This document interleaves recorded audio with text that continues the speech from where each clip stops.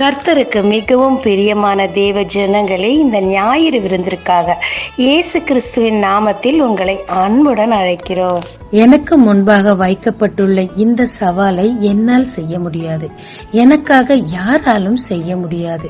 ஆனால் இது எப்படி நடக்கும் என்ற கேள்வியோடு இருக்கும் ஆத்மாவே, இன்று கர்த்தர் உங்களுக்கு சொல்லுவது மார்க்கு 10:27.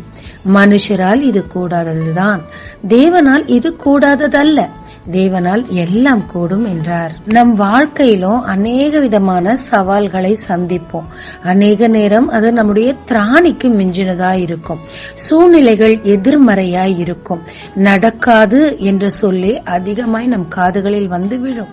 ஆனால் இதன் மத்தியில் அந்த காரியங்கள் நடக்க தேவனாலே மட்டும் கூடும் என்று முழுமையாய் நாம் விசுவாசிக்கும் போது தேவன் நமக்காக எல்லாவற்றையும் செய்து முடிப்பாருங்க. அதற்கு சில உதாரணங்களை கீழே காணலாம். முதலாவதாக, பெரும்பாடுள்ள அந்த ஸ்திரீ எல்லாம் செலவழிச்சு பார்த்தாச்சு, இந்த தீட்டோட நாட்டுக்குள்ள போகவும் முடியாது, ஏசப்பாட்ட போய் பேசவும் முடியாது, அட்லீஸ்ட் அவரோட வஸ்திரத்தின் தொங்கலை தொட்டா கூட எனக்கு சுகம் கிடைச்சிடும்ன்ற மிகப்பெரிய விசுவாசத்தோடு அவருடைய வஸ்திரத்தை அவர் அனுமதி இல்லாம தொடுறாங்க. வல்லமையும் அவருடைய அனுமதி இல்லாமலே வந்து இந்த அம்மாவை சுகப்படுத்துது. பாத்தீங்களா, எவ்வளோ பெரிய விசுவாசம் இருந்தா தேவனுடைய வல்லமையை இழுத்து கொண்டு வந்து இந்த அம்மாவுக்கு சுகம் கிடைக்கும். விசுவாசம் இருந்தால் தேவனால் கூடாத ஒரு விஷயம் கூட கிடையாதுங்க. எல்லாமே கூடும். உங்களுக்கும் அற்புதம் நடக்கும்.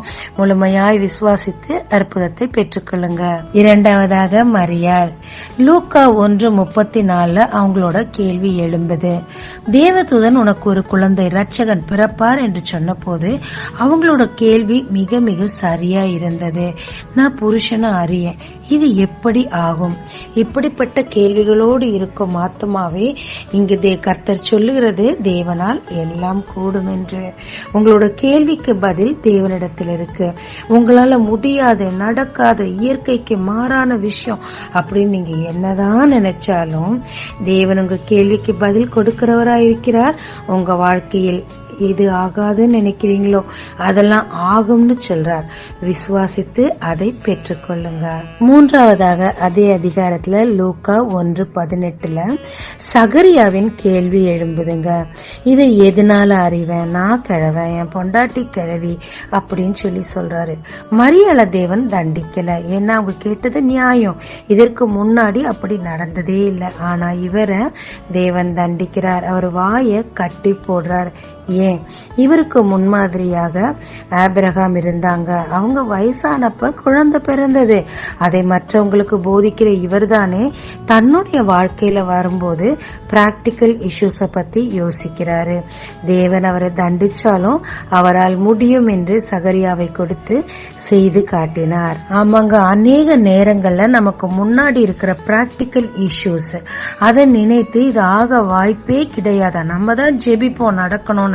ஆனா இது நடக்க வாய்ப்பு இல்லைன்னு நம்மளே நம்புவோம். இப்படி நம்பினா எப்படிங்க? கர்த்தர் சகரியாவை தண்டிச்சு ஒரு குழந்தைய கொடுத்தாரு. எல்லா நேரமும் அது நடக்காது. சில நேரங்கள்ல நம்ம அவ்விசுவாசமே தேவன் செய்யும் அற்புதத்துக்கு தடையா இருக்குங்க.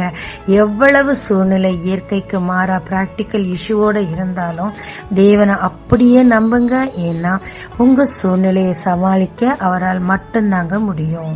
நான்காவதாக, ஆதியாகமம் 18:11-12 வரைக்கும் இங்க ரொம்ப எக்ஸ்ட்ரீம் லெவல். இந்த லெவல்ல தான் நம்மள அநேகர் இருப்போம். ஆண்டவர் ஒரு குழந்தைய தரான்றாங்க. ஆனா இந்த சாரால் வந்து மக்களா சிரிக்கிறாங்க. எனக்கு இந்த வயசுல சுகம் கிடைக்குமா? ஏன் கர்ப்பம் செத்து போச்சு? என் ஹஸ்பண்ட் ரொம்ப கிழவனா இருக்கிறாருன்னு சொல்லிட்டு அந்த அம்மா ஜெபிச்சு ஜெபிச்சு ஜெபிச்சு பல நாள் காத்திருந்து, வாக்கு தத்தங்களுக்காகவும் பல நாள் காத்திருந்து நடக்காம ரொம்ப குழந்தைக்காக ஏங்கி போய் ஒரு அம்மாவை கொண்டு வந்து தான் ஹஸ்பண்டுக்கு கல்யாணம் பண்ணி அதுலயும் ஒரு குழந்தை பிறந்து அதுவும் தன்னுடைய குழந்தை இல்லைன்னு சொல்லி அது நிமித்தம் பரிகாசிக்கப்பட்டு நொந்து நொம்பலப்பட்டு கிடக்குறாங்க. இந்த சூழ்நிலையில கர்த்தர் தன் வாக்குத்தத்தத்தை நினைப்பூட்டி குழந்தை கிடைக்கும்னு சொன்னப்ப விரக்தியின் மிகுதியில அந்த அம்மா நகைக்கிறாங்க. அப்ப கர்த்தர், நீ என்ன பரியாசம் பண்ணிட்டியா, நான் உனக்கு தரமாட்டேன் அப்படி சொல்லல. அந்த அம்மாவோட இருதயம் எந்த அளவு நொந்து போயிருந்து காத்திருந்து காத்திருந்து எவ்வளவு இழைச்சி போனாங்கன்னு தேவன் அறிந்திருந்தார். எனவே அடுத்த 10வது மாசத்துல அந்த அம்மா கையில ஒரு குழந்தையை கொடுத்து அவங்களோட நகைப்பை, கேலி கிண்டலை சந்தோஷமாக மகிழ்ச்சியாக மாற்றினார். நம்மில் அநேகர் பல ஆண்டுகளாக காத்திருந்து வாக்குத்தத்தம் நிறைவேறாததினால் நொந்து போய் விரக்தியில் ஜெபிக்க முடியாத அளவுக்கு இனிமேல் கர்த்தர் ஒவ்வொரு முறை அந்த வாக்குத்தத்தத்தை நினைப்பூட்டி நம்மிடத்தில் பேசும்போது ஒரு நகைப்பும் ஒரு விரக்தியுமே நம்மிடத்திலிருந்து வெளிப்படுங்க. ஆனால் தேவன் அதை புரிந்து கொள்கிறார். இதுதாங்க நல்ல விஷயம். தேவன் உங்களுக்கு சொன்னதே. சூழ்நிலை எவ்வளவு வேணா மாறி இருக்கட்டுங்க, ஆனால் உங்களுக்கு சொன்னதை நிறைவேற்ற கர்த்தரால் மட்டுமே முடியும். விசுவாசித்து பெற்றுக்கொள்ளுங்க. அப்ப தேவனால எல்லாமே செய்ய முடியுமா அப்படின்னு கேக்குறீங்களா? இல்லங்க. சில விஷயங்கள் இல்லாததனால சில காரியங்களை தேவனால் செய்ய முடியாது. அந்த கிராமத்திற்கு அற்புதம் செய்து ஒரு விடுதலை கொடுக்கத்தான் அவர் போனார். ஆனா அங்க விசுவாசம் இல்லாததினாலே அங்க அவரால் எந்த அற்புதமும் செய்ய முடியல. அந்த கிராமத்தை விட்டே போயிட்டாரு. விசுவாசம் இல்லாத இடத்துல தேவனால கிரியை செய்ய முடியாதுங்க. அது அவரால் முடியாதுன்னு அல்ல, அவர் செய்யறத நாம் தடுப்பதாக தான் அர்த்தங்க. மார்க் 10:27 அந்த ஐஸ்வர்யவானான வாலிபனுக்கும் அவன் விரும்பினதை தேவனால செய்ய முடியல. ஏன்னா நியமனங்கள் எல்லாவற்றையும் மிகச்சரியாய் பின்பற்றினார். இப்போதும் தேவனுக்காக எதையாகிலும் செய்யணும்னு அழகாய் ஆசைப்பட்டார். எல்லாமே சரிதான். இதையெல்லாம் தேவன் சிறு வயதிலிருந்து பார்த்து ரெகக்னைஸ் பண்ணி இருந்தார். எனவேதான் அவனில் அன்பு கூர்ந்து உன்னிடத்தில் ஒரு குறையுண்டு என்று சொல்லி அவருடைய குறையை அவருக்கு சுட்டி காட்டின போது அதை சரி செய்து கொள்ள அவருக்கு விருப்பமல்ல. மிகுந்த ஐஸ்வர்யவானா இருந்தார். அவர்கிட்ட ஒரு விசுவாசம் இல்லாமல் போயிடுச்சு. இந்த தேவனை நான் நம்பி இருந்தேன்னா இதைவிட செழிப்பான வாழ்க்கையை இந்த இம்மையிலும் மறுமையிலும் மிகுந்த கனத்தோடு மரியாதையோடு அவர் எனக்கு கொடுப்பார் என்ற விசுவாசம் இல்லாமல் தன் பணத்தை அதிகமாய் நம்பினபடியினால் அவர் விரும்பினது அவருக்கு கிடைக்கல. அவரை விரும்பினத கர்த்தராலும் கொடுக்க முடியல. தேவன் எல்லாவற்றையும் நமக்காக செய்து முடிக்க அவர் நம்மிடத்தில் எதிர்பார்க்கிற டிமாண்ட் ஒண்ணுதாங்க. விசுவாசிக்கிறவனால் எல்லாமே கூடும். உனக்காக நான் அற்புதம் செய்யணுமா, ஆச்சரியமான காரியங்களை செய்யணுமா, அந்த அளவுக்கு நீ உன்னால என்னால செய்ய முடியும் விசுவாசிக்க முடியுமா? அப்ப கர்த்தர் அதை செய்து முடிப்பாருங்க.